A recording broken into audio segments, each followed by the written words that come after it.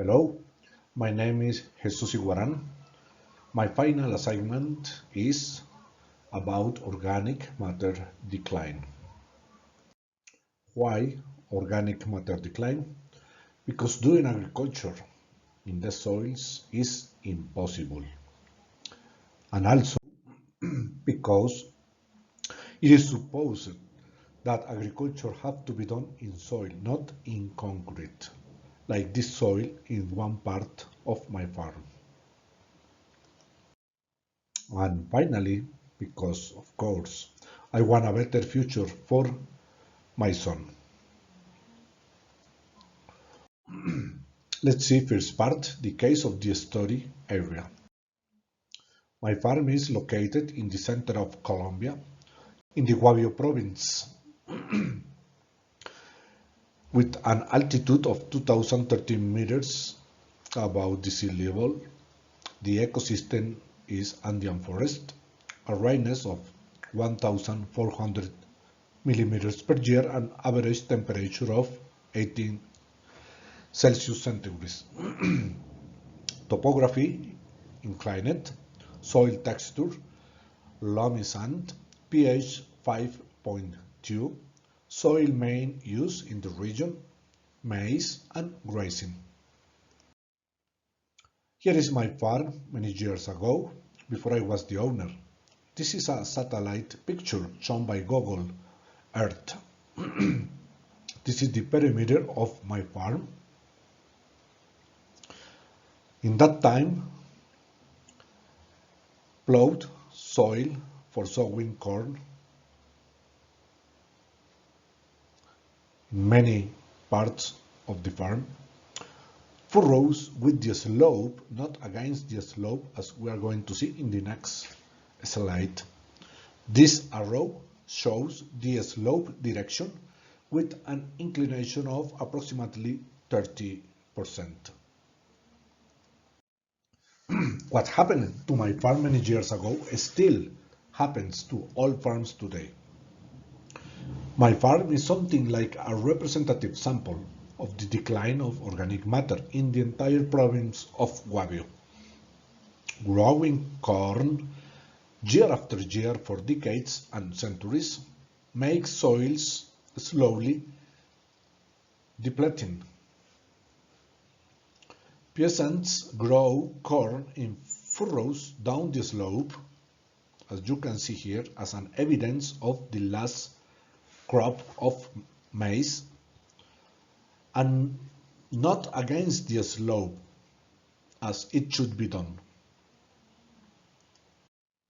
Water erosion occurs, but goes unnoticed. In some cases, landslides occur. The soil washes away and ends in the Guavio River, which in turn empties into a large dam. The loss of soil is observed by yellowish patches. Soils are depleted and farmers then use them for grazing, like here, with only one cow.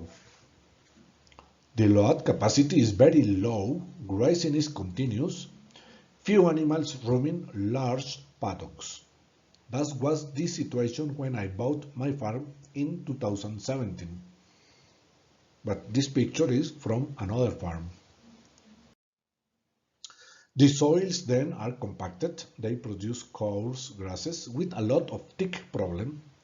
The farms becomes economically unsustainable. The sons of the farmers migrate to the big city, the old people die, and the fields are abandoned, like this one. The heirs fight over the inheritance when it is distributed. Then the farm is much more fragmented. Poverty takes hold in the municipality and the people require aid and subsidies to survive. People get used to depending on the government, on the state. Second part, future business as usual scenario. What happens if we keep the same? In the future in 20 years. Number one, There will be more and more farms abandoned because of the decay of the soil. Land prices will skyrocket, land use will change, it will cease to be a food-producing region into a condominium region. The growth of the big city and its proximity will make it attractive to buy small farms and turn them into weekend homes. That explains why the cost of the land will increase. To do something like this. 4. Deforestation and soil sealing will increase, nature reserves will be more threatened, biodiversity will decrease enormously. The sons of the farmers will stop working the soil to become condominium guards or janitors.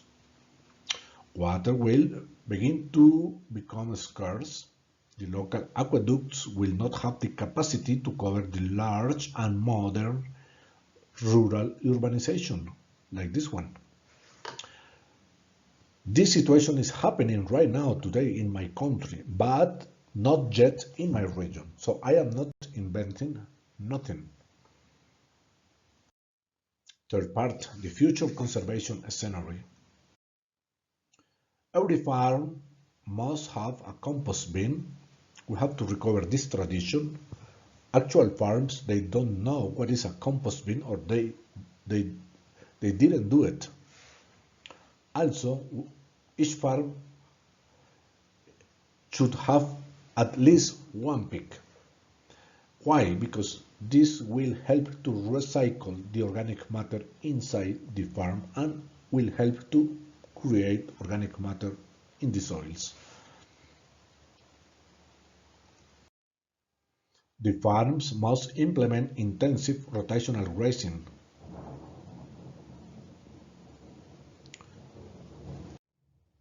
Increasing coffee planting in shady and steep terrain, changing the sowing technique of the corn against the slope, and do it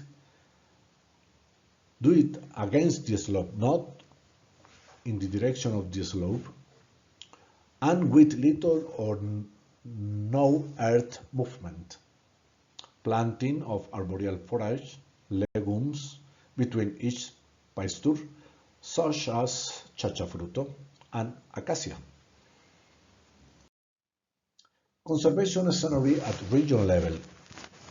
Community biodigesters in partnership with 2 or 3 or more farmers. This biogas sludge can be used to fertilize soils. Food wasted from stores in towns should be destined for vermiculture or pig feed. Conservation scenario at national levels. We can do it with self-management, community work, awards and competitions between us, between farmers, and some government support also will be welcome and appreciated. But no more laws, please. Our politicians like the tangle of laws so much because with that they boast of working and justify their juicy salaries. So please, no more laws. The conservation scenario at worldwide level. The Soil for Life MOOC must be available in Spanish.